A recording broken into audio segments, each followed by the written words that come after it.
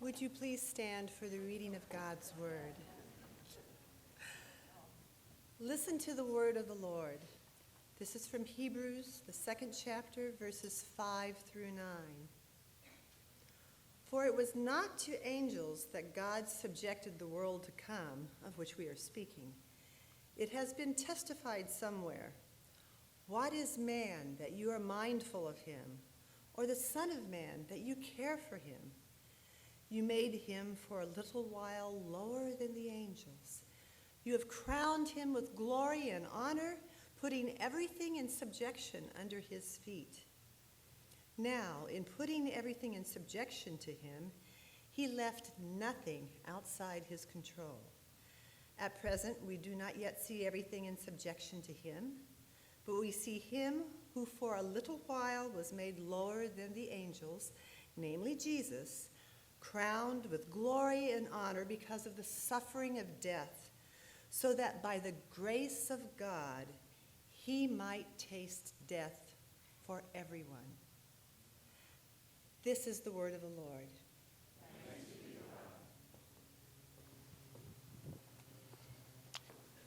Yep, this time you can sit down.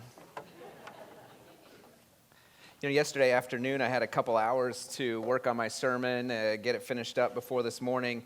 So I opened up my laptop and pulled up my writing software, began to get to work, and then a little notification popped up. Said there's an upgrade available. There's an upgrade to the operating system available. Would you like to upgrade? And I got hit with that bug. There's something new, there's something better, there's something greater than what I had before. Do you want it? Who can say no to a free upgrade? So I clicked yes, and I didn't lose my sermon, so that's good. If you've been around for more than a couple months, I've had a hard time with computers recently. But I did the upgrade, everything worked. Well, we're in this series in Hebrews where we're tracking this argument about Jesus being greater. Jesus is a greater substitute, a greater priest, a greater prophet, a greater revelation of God. Today we're up to chapter 2, verses 5 through 9. If you're using that Bible under the seat in front of you, it's on page 1188. If you've got one of these Hebrews journals, which, by the way, we have more of these down at the Welcome Center that you can pick one up for just a couple of dollars. And since we're only on page 10 today out of, 58, you got plenty of room left for your notes for the rest of the series. Well, in this section that we're about to look at, the author is going to explain that there's something new. There's something better. There's something greater. But it may not be exactly what you expect. Do you want it? So Hebrews 2, 5 through 9, as we jump into this, I want to take a moment to remember where we are in the overall flow of the argument of this letter. The author began immediately by explaining that the Son of God is a greater revelation of God than the prophets of old. That was right away in chapter 1, first couple of verses. He's a greater priest than the priests of the old system. It's something he's hinted at and is going to develop more a little bit later in the letter. The Son of God is greater than the angelic messengers of God. That's been the focus of everything we've been looking at so far in chapter 1 and the beginning of chapter 2. The author of this letter, we don't know who it is, so I have to keep referring to the person as the author. May have been a guy, may have been a woman, I don't know. Sometimes I'll just say the author, sometimes he, whoever it was. He uses what's called a string of pearls approach in chapter 1, strung together 9 Old Testament quotes and allusions, all to make a single point, that the Son of God is greater than the angels.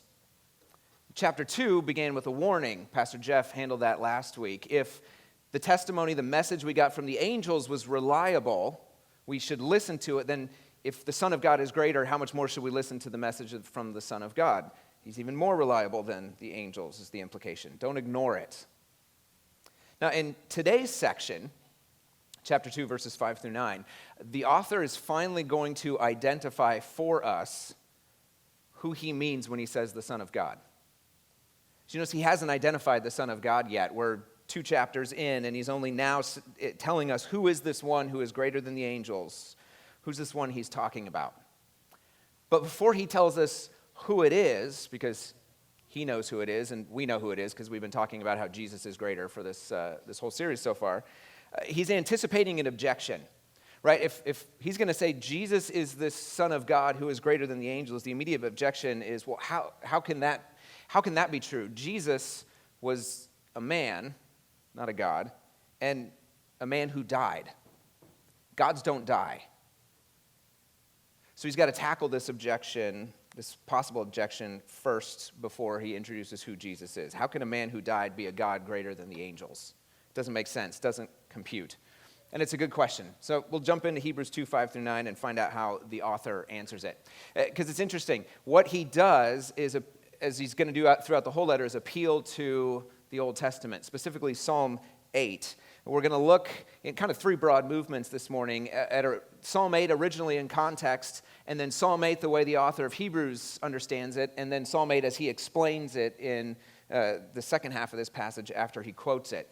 So Psalm 8, we're going to look at it in context, we're going to look at it how the author understands it, and then how he explains it. But it picks up in verse 5, right? He's continuing this argument about the Son of God being better than the angels when he says, it was not to the angels that God subjected the world to come, of which we are speaking. There was a dominant theology that God had subjected the present world to the angels, based on a passage in Deuteronomy 32. And he's saying the world to come is not ruled by angels. It's ruled by someone else. It's someone else's kingdom. He develops that in verse 6. It has been testified somewhere. Now, side note, by the way, it has been testified somewhere is not code for, I don't really remember where, but I'm pretty sure somebody said, it has been testified somewhere is sort of another way of saying, like, the Bible says. Like, he knows where he's getting this quote from. It's like how you probably couldn't give me the street address of your best friend's house, right? But you know how to get there, even if you don't know the number exactly or the street. I was taking a walk in our neighborhood yesterday and stopped by a garage sale, and somebody asked me, do you live in this hood? And I said, yeah. She says, where do you live? And I was like, I don't remember the streets. I know the house number, but I can't remember the side streets, right? So when he says it has been testified somewhere, he means I can take you exactly there. But verses and chapters weren't added until 800 years ago. So they didn't have them. He didn't have a way of referring to it other than saying it has been testified somewhere. So anyway, it has been testified somewhere. What is man that you are mindful of him, or the Son of Man that you care for him? You made him for a little while lower than the angels. You have crowned him with glory and honor, putting everything in subjection under his feet. That's a quote from Psalm 8. Now, I'm going to go back to Psalm 8 for a minute and read it in its original context and form. If you're using a full Bible, you could turn there, but it might be better if you just sort of follow it along in Hebrews to hear how it's a little bit different as I read it. I'm going to expand my quote to be kind of both sides of what the author of Hebrews here quotes. Psalm 8 says, when I look at your heavens, the work of your fingers, the moon and the stars, which you have set in place, what is man that you are mindful of him, and the Son of Man that you care for him? Yet you have made him a little lower than the heavenly beings and crowned him with glory and honor. You have given him dominion over the works of your hands. You have put all things under his feet, all sheep and oxen, and also the beasts of the field, the birds of the heavens, the fish of the sea, whatever passes along the paths of the seas. As you can hear, it's a little different, right? It's a little fuller in its Psalm 8 context. We're going to put it up on the screen. It's a little small, so it might be a little difficult for you to read, but that's okay. Mostly, it's not the words I want you to see, but how they sort of change and shape as the author of Hebrews grabs a hold of them. So what I read from Psalm 8 in its original context is a psalm of praise to God. It's addressed to God. It's proclaiming his infinite greatness. O Lord, our Lord, how majestic is your name in all the earth. You have set your glory above the heavens. You're able to use even the weak and defenseless, infants and babies, toddlers, as a people of strength because you are so powerful. And then the psalmist looks up to the heavens. Of course, this is before light pollution, so he could actually see some stars.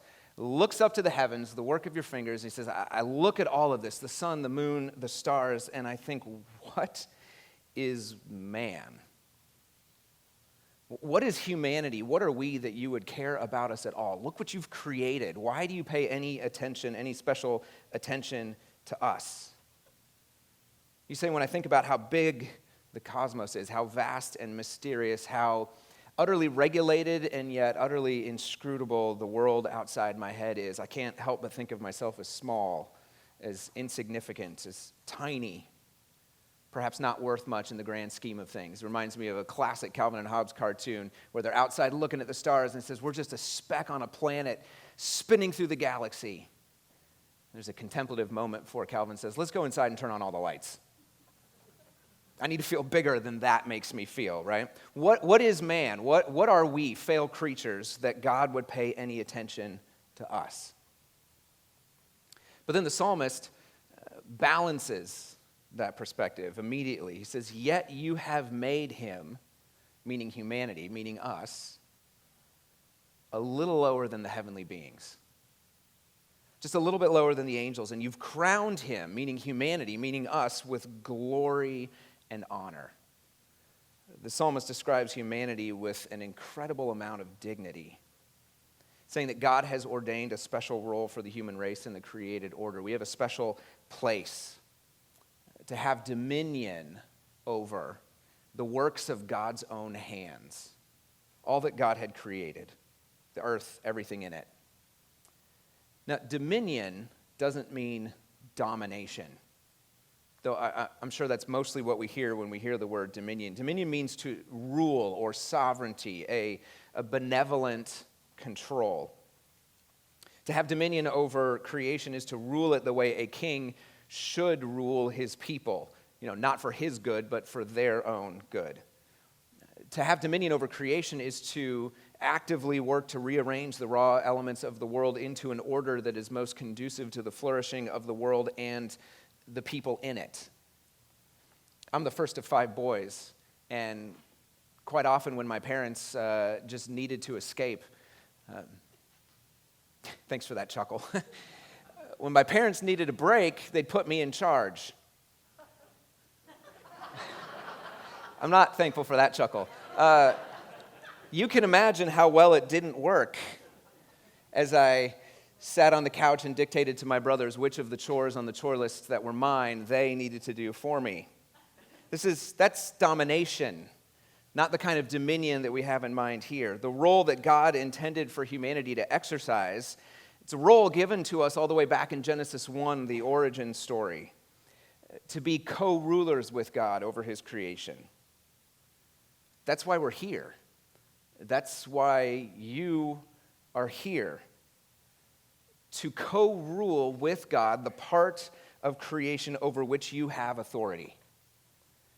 Your home, your school, your workplace, your office, your job, even just your bedroom is your domain, your area of authority within which God is calling you to rule it in cooperation with him, to rearrange the raw materials, the elements, the things, the people, the stuff, the material of that area into an arrangement that is most conducive to its flourishing and to the flourishing of those that live within that environment.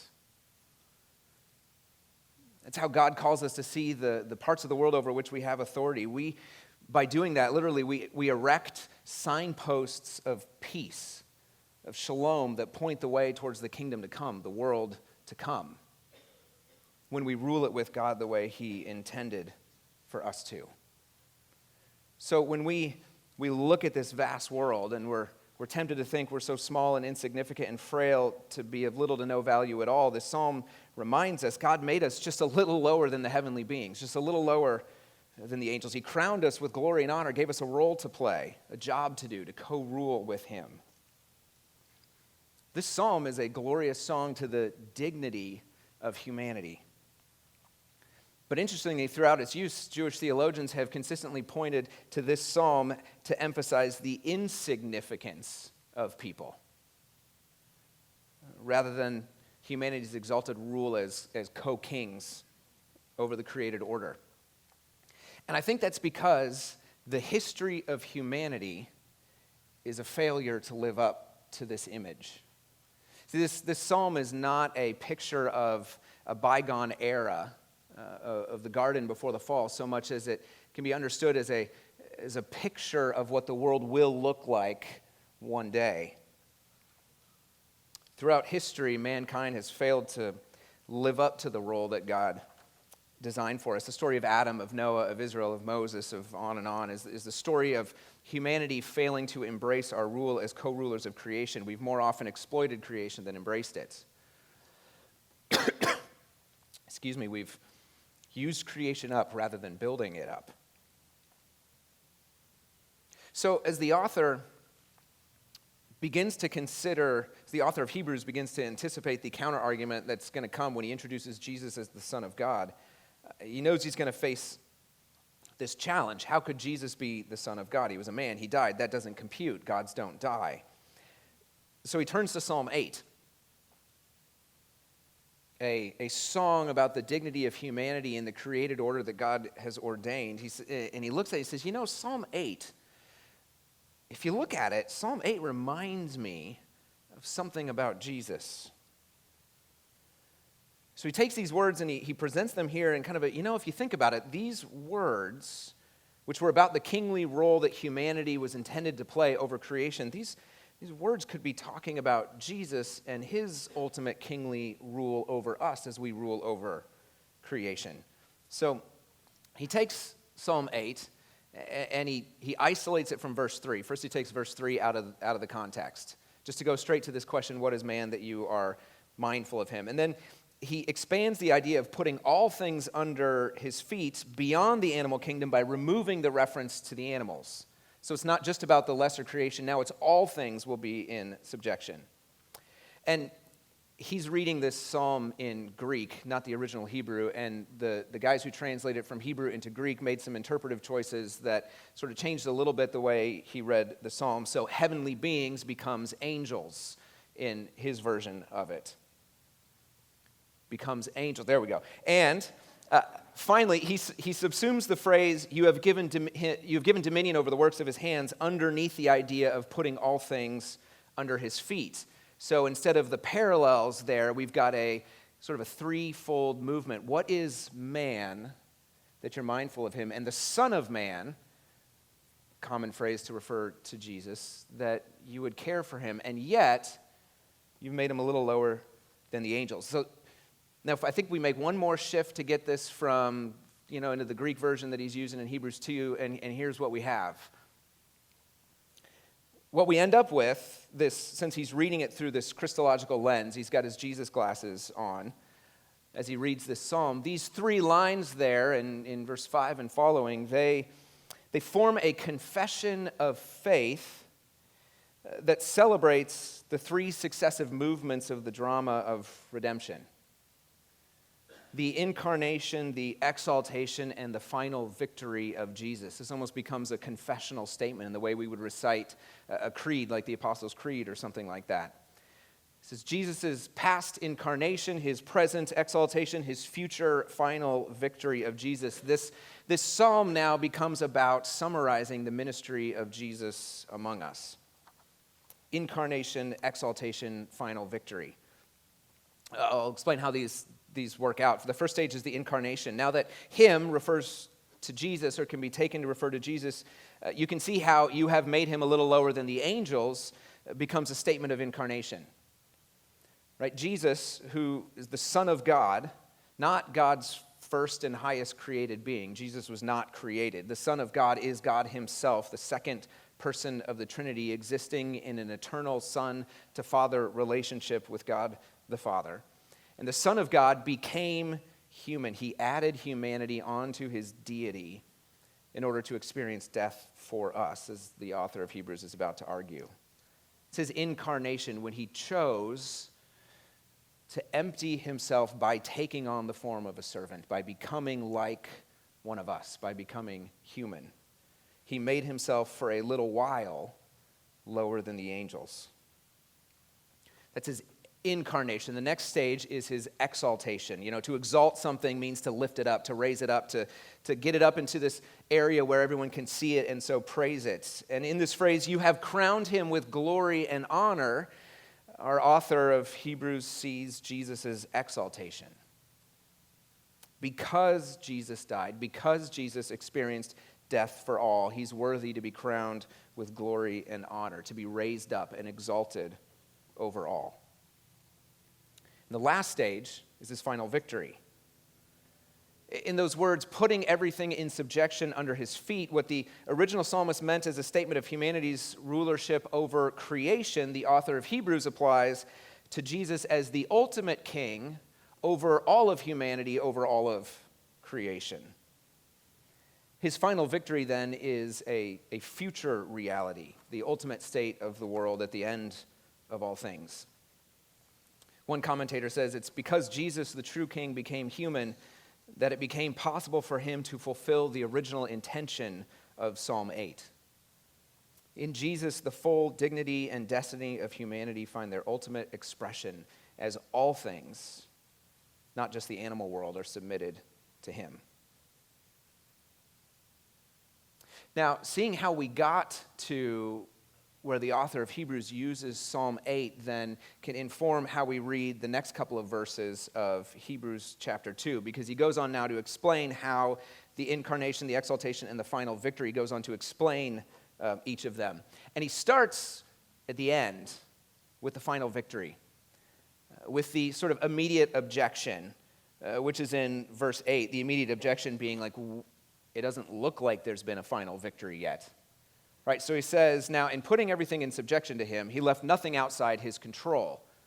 Some scribes add a little word, except for God the Father. But in putting everything in subjection to him, he left nothing outside his control. But at present, we do not yet see everything in subjection to him. Now this is kind of the turning point in the argument our author is making.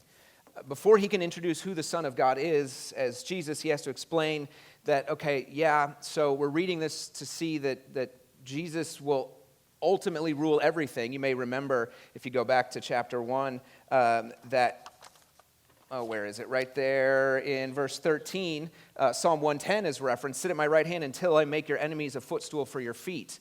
Very often in the New Testament, these two Psalms, Psalm 110:1, enemies a footstool for your feet, and this one, all things in subjection under your feet, are quoted together. Right? You can kind of see the similarities. So he's saying, okay, to explain how the Son of God could be Jesus and yet not in rulership over everything, but actually under it, he says, okay, right now we don't yet see it. We don't yet see everything in subjection to the royal king, to the Son of God. And it's easy to look around and see, yeah, it's not yet. The world is not yet subjected to the benevolent rule of the royal Son of God. Not in the sense of the original psalm, where mankind in the peace of the garden would have full control over all of animal kind, nor in this sort of Christological reading it through your Jesus glasses sense. The world is not yet morally in subjection to the royal Son, as the author of Hebrews sees it. The world is not under the complete rulership of God's Son, not yet morally conformed to the righteousness that describes the kingdom to come. Everything is not yet in Jesus' final control. But the final victory is still to come. It is coming. It will come. The incarnation has proved it. So he explains the incarnation. He says, but we do see him who for a little while was made lower than the angels. We see him, this is verse 9, but we see him who for a little while was made lower than the angels. He says, all right, so not everything is in subjection to him, because we see him now a little while lower than the angels. So he's actually subjecting himself to his own creation. And now that he's laid all of this groundwork for who the Son of God is and what state he's in right now, finally he can say, we see him, Jesus. We see him who was made a little lower than the angels, namely Jesus. Now, it's no surprise for us when we finally identify who the Son of God is. But for someone reading this, maybe reading it for the first time and confronting coming from a Jewish background and confronting this exposition of the Old Testament for the first time, to hear that first there's a Son of God and he's made atonement, final atonement for sins, and he's greater than the angels, and then to find out it's Jesus, this person I had heard about and had heard talked about, this actual human being. This is a revolutionary idea. Now the author is going to go on to to defend his identification of Jesus as the Son of God, a human as the Son of God. But right now, he's just saying Jesus is the one who is the royal Son of God, God himself who became man, was made for a little while lower than the angels. And this Jesus who will one day triumph over all, who was made lower than the angels, is now exalted. He's crowned with glory and honor. So his exaltation, him being crowned with glory and honor, raises a question: why? Why be crowned? If you've become a human and died, why would you be crowned? We usually don't put crowns on dead kings and then submit to them. So how can someone be made lower than the angels, even if only for a little while, and then be exalted, especially someone who died? And the author of Hebrews says, because of the suffering of death. See it in verse 9? He was crowned with glory and honor because of the suffering of death. It's actually also the first mention of death in this letter, that the royal Son of God died. There's a mention way back in chapter 1 and verse 2, I think, that the Son of God had made atonement, that he had, after making purification for sins, he sat down at the right hand of the Majesty on high. It's verse 3. So he'd made purification, but no real hint there yet that he'd made purification by sacrificing himself. And so someone reading this along for the first time is hearing, so the Son of God is an actual person who was higher, then became lower, and then actually died, and then is now crowned with glory and honor because of his death, exalted because of his death. It's a lot to take in. And yet it's, if you think about it, for somebody whose scriptures consist entirely of the Hebrew Old Testament, someone who's reading this or hearing this preached is hearing the Old Testament explained in such a way that it connects their Jewish background with the person of Jesus in a radically new way that they hadn't considered before. It's a completely revolutionary idea because, I've said it a couple of times already, everyone knows gods don't die. Right? Gods don't die unless it's symbolic of some sort of cosmic rebirth or death and rebirth over the course of seasons or something like that. But gods don't die. It's just not godlike to die. Almost 20 years ago, the Canadian author Jan Martel published his fantasy adventure novel, The Life of Pi. Maybe you saw the movie. But in the early chapters of the book, the young Indian boy Pi is exploring different religions. And in an encounter with a priest named Father Martin, young Pi reacts to the story of Jesus, recording his thoughts like this. He says, the first thing that drew me in was disbelief. He says, what, humanity sins, but it's God's Son who pays the price? That a God should put up with adversity, I could understand. The gods of Hinduism face their fair share of thieves, bullies, kidnappers, and usurpers. Adversity, yes. Reversals of fortune, yes. Treachery, yes. But humiliation? Death? I couldn't imagine Lord Krishna consenting to be stripped naked, whipped, mocked, dragged through the streets, and to top it off, crucified at the hands of mere humans to boot.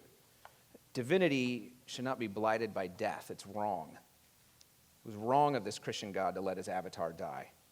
This is tantamount to letting a part of himself die. He says, for if the Son is to die, it cannot be fake.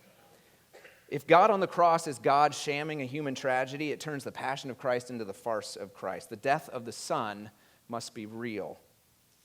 Father Martin assured me that it was. But once a dead God, always a dead God, even resurrected. The Son must have the taste of death forever in his mouth. The Trinity must be tainted by it. There must be a certain stench at the right hand of the Father. The horror must be real. Why would God wish that upon himself? Why not leave death to the mortals? Why make dirty what is beautiful, spoil what is perfect? Love. That was Father Martin's answer. See, the very thing that is most inscrutable, that a God should die, is the very thing that, according to the author of Hebrews, happened. And it's because of his death that Jesus is exalted, that he's crowned with glory and honor. We praise him because of his death. Now, not that there's anything particularly glorious about being executed as a revolutionary among petty thieves. What makes his death glorious is that his death was for everyone, as it says at the end of verse 9. So that by the grace of God, he might taste death for everyone. The grace of God to us, the undeserved goodness of God to us, is that his own royal son died in our place, experienced death for each of us. Now, what do you do with that? How do we pause to grasp the idea of a God dying, of a God dying on behalf of his own creation? It's a revolutionary thought. Turns out when I look at the heavens, the works of your fingers, the moon and the stars, which you have set in place, what is man that you are mindful of him, or the son of man that you care for him? The answer, it turns out, is everything. Everything. For nothing else in this world did God himself choose to die in order to redeem it from the destruction and despair that it had created for itself. There's nothing else in this world whose form God took on in order to identify with it and save it from himself. There's no story of God becoming an angel in order to redeem the fallen angels. There's no story of God becoming an animal in order to redeem the fallen animals. But there is a story of God becoming human to redeem the fallen humans. We, humanity, are of infinitely more value than we could have ever imagined, of much more value than we could ever create for ourselves. And not just humanity, but you, personally, individually. You are of much more value to God than you've ever given to yourself. And you may think yourself as unworthy of that kind of attention. I mean, we all do. It's uncomfortable to have attention directed at us. I was with a couple of friends last night, and we were remembering about how I and another friend had put our third friend at the center of attention by just stepping backwards and leaving him all alone in front of an applauding room a few months ago. He still hasn't forgiven me for it, which is fine. I deserve it. It was great. But none of us like to have that much attention put on ourselves. We don't know what to do or how to stand or how to hold your hands when people are clapping for you or whatever. So facing the fact that we are actually valuable to someone is sometimes goes against the grain of our nature. To stand before God and simply feel valued and loved, you immediately want to start pointing out flaws. I know you love me, but I'm still working on this, or I'm still trying to make progress in this area. It's like if you ever made something and then showed it to someone and you're really proud of it, but as soon as someone's looking at it, you start pointing out all the little flaws. Like, I know I give it my, but here, there's this and there's that. Musicians, those who perform for a living, like, you know what I'm talking about. You'll play a piece and someone will come and say, that was beautiful. And you're like, yeah, but you didn't hear me totally flub the fourth bar on the second page.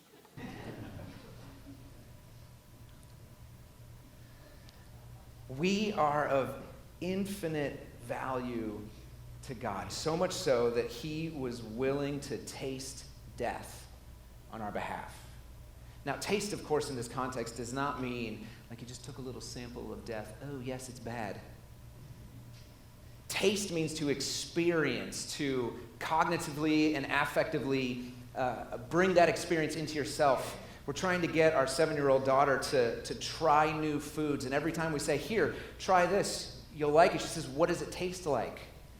I don't know. I mean, I could use words or pictures like in Ratatouille when all the sparkles are going off. Like I could try to use words, but you just have to taste it to know what it tastes like. You can't explain it. You have to experience it.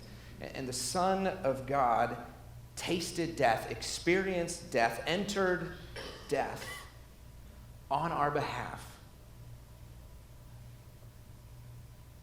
And now the Son has the taste of death forever in his mouth.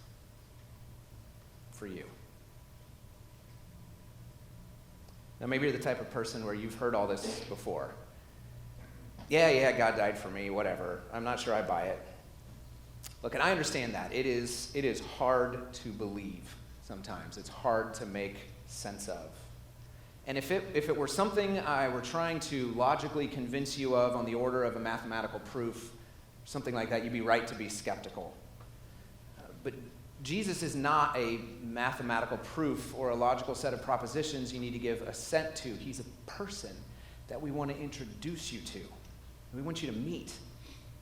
He's a person you can get to know. So if you've never met him, come talk to me. I want to introduce you to him. I want to tell you more about him. So you can get to know the only God who became man, who became us so he could take us to him. Or maybe you're the type of person who you've heard all this before and you believe it, but it's lost a bit of its charm. Maybe it's lost its power to possess your affections. So I'll give you a little bit of homework this week. Take some time, blank sheet of paper, grab a pen or a pencil, maybe pull up a new Word doc or something like that, sit in front of your computer, and just for a couple of moments, write down the times when someone did something for you you didn't expect, maybe didn't deserve or earn. Right? Maybe the boss took the heat for you on a mistake that you made at work. Maybe a spouse jumped in and did the dishes when it was your night, or made the bed when you were the last one up. Maybe a sibling jumped in and did a chore for you that was actually yours. Let's be honest, that never happens. But if it did, write it down. Maybe a friend handled something that you didn't want to handle. Write down what happened and then write down how you felt about it. How did it change the way you felt about the person who did that thing for you? And then at the bottom of the page, write down, what did Jesus do for me? And then write it out. Except don't just put died for me. We've used that phrase so much, it's almost meaningless. I mean, it has meaning, but it's emotionally meaningless for us. Write it out in your own words what Jesus did and is doing for you. Why did he die? What did he save you from? At what cost to himself? For what reason? Write out and reflect, kind of journal a bit what Jesus did, and then the emotion that knowing this has happened for you, what emotion does that create? How does that change your affections? How does that impact you? It's an exercise we can all take. I mean, it's why we come to church, right? To reflect on what Jesus did for us so that we can have an emotional and volitional response in line with the call on our lives now that we know this God. But it's the kind of thing we have to do on our own time as well. Because things fade. We talked about that in the last couple of weeks, so if you didn't hear Pastor Jeff's sermons, look those up. And finally, maybe you're the type of person who's heard this all before, you believe it, you want it to be the central driving force of your life. Awesome. That's great. I'm a pastor. I'd love to hear that. Your responsibility is to keep the incarnation, the exaltation, the final victory of Jesus front of mind, to live out of our identity as servants of the King of the kingdom to come, of the royal Son of God who became man for us, died for us, was made for a little while lower than the angels, and then was crowned with glory and honor because of his death. And one day will have all things in subjection under his feet, including us, and his fiercely benevolent goodwill toward us and towards creation will rule everything in perfect peace. We keep that front and center. We serve others in the name of Jesus. We introduce others to this Jesus that we've met. My wife's grandmother, so our daughter Anna's great-grandmother on her mom's side, Jenna's mom's side, is slowly dying. She's probably got just a few months left. She's been a pastor's wife for 50 years. She and her husband were married. He died about 8 years ago from Parkinson's, and as he was fading, it's just things got it got slow inside of his head. He couldn't keep up with everything that was happening. So all of his phrasing would come out kind of slowly, and he'd have a hard time keeping up with the conversation unless we asked him to pray. And then his voice got stronger, and his rhythm came back, and the firmness of his speech was there until he died the day after Easter. So his wife, Jenna's grandmother, is now in the last few months of her life, and she's forgetting things. She's forgetting the name of her kids and grandkids and great-grandkids. She's forgetting who she's talking to. She's getting lost in her apartment. But Jenna's mom was with her last week, and they were praying before Jenna's mom left. And her grandmother prayed something like this as it was relayed to us. She said, Jesus, I'm forgetting things, and it scares me. I don't want to forget who you are and what you've done for me. It's her last prayer before she dies is, I don't want to die having forgotten who you are and what you've done for me. How the Son of God became man, made himself for a little while lower than the angels, tasted death for us, and is now crowned with glory and honor, and will one day bring all things into subjection under his feet. Our God, our Savior, is greater. He is greater than all other gods, greater than every other way of understanding the world, because our God became one of us to bring us to him. Father, you are greater, and you have, in your Son, in Jesus, you have become one of us to make us one with you. Help us to not forget who you are and what you've done for us. In Jesus' name.